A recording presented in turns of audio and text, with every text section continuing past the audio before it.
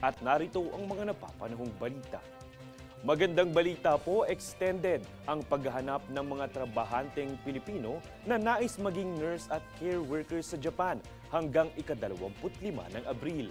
Ito ay sa ilalim ng Japan-Philippine Economic Partnership Agreement kung saan kinakailangan ng 50 lisensyadong nurse at 300 care workers. Para po sa mga interesado, sasailalim ang mga aplikante sa libreng Japanese language training na may libreng allowance sa loob ng tig-6 na buwan sa Pilipinas at Japan bago sumabak sa 3 hanggang 4 na taong pagtatrabaho sa ospital at caregiving facilities sa Japan.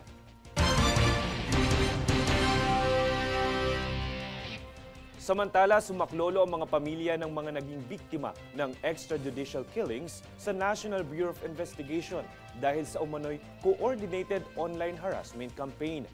Ayon sa National Union of People Lawyers, inaatake ang naturang mga pamilya online sa pamamagitan ng mga edited na mga larawan, paninira, disinformation at iba pa. Aniya, tumindi ang ganitong mga insidente nang maaresto si dating Pangulong Rodrigo Duterte kaugnay ng kanyang war on drugs. Paninindigan ng mga pamilya, hindi sila tatahimik sa kabila ng mga ataking kanilang natatanggap. Sinampahan naman ng Department of Justice o DOJ ng tax evasion case ang mga opisyal ng isang local cosmetics manufacturer na Everbilena. Ayon kay Secretary Jesus Crispin Remulla, 4 na criminal information ang isinampa laban sa Everbilena Cosmetics Incorporated sa presidente at treasurer nito dahil sa tax evasion at hindi pagbibigay ng tamang impormasyon sa mga tax return nito. Lumabas sa investigasyon na gumamit ang Everbilena ng ghost receipts na nagresulta sa milyong-milyong overstated expenses at mababang taxable income. Kasunod nito, nabigo silang magdeklara at makapagbayad ng tamang halaga ng buwis. Kami ang boses ng pagbabago. Ako si Francis Riudique at ito ang News Force.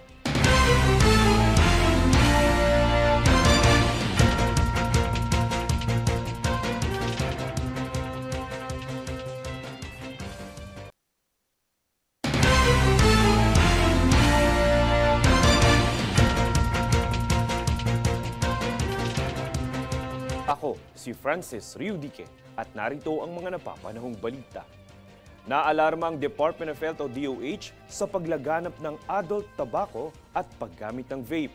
Ito ay kasunod ng naiulat na 2023 National Survey sa pagtaas ng 24.4% ng mga gumagamit nito sa mga edad 20 hanggang 59 na taong gulang.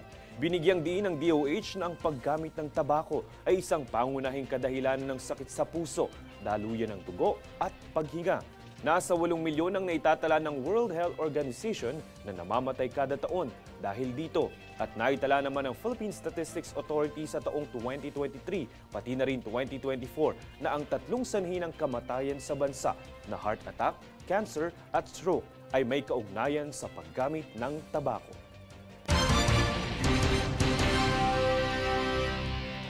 Samantala, nagpaalala ang Malacanang sa mga vloggers sa Pilipinas, partikular na ang mga dayuhan na sumunod at respetuhin ang umiiral na batas. Pahayag ito ni Presidential Communications Office Undersecretary Attorney Claire Castro matapos ang pag-aresto sa isang Russian-American vlogger. Naging viral kasi ang vlog ng dayuhan matapos ang kanyang prank sa isang security guard na implikasyon ng kawalan ng respeto. Pinuri naman ng Malacanang ang agarang pag-aresto ng kapulisan sa naturang dayuhan.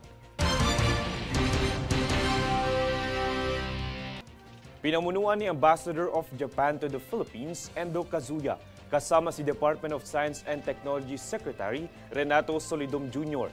ang inaugurasyon ng proyektong Cagayan de Oro River Basin Flood Forecasting and Warning Center sa Misamis Oriental.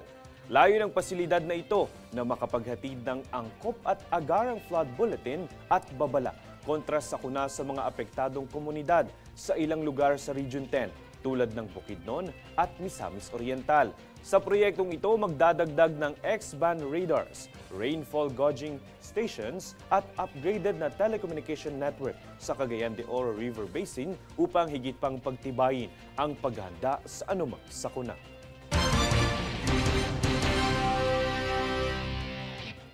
Kami ang boses ng pagbabago. Ako si Francis Riudique at ito ang News Force.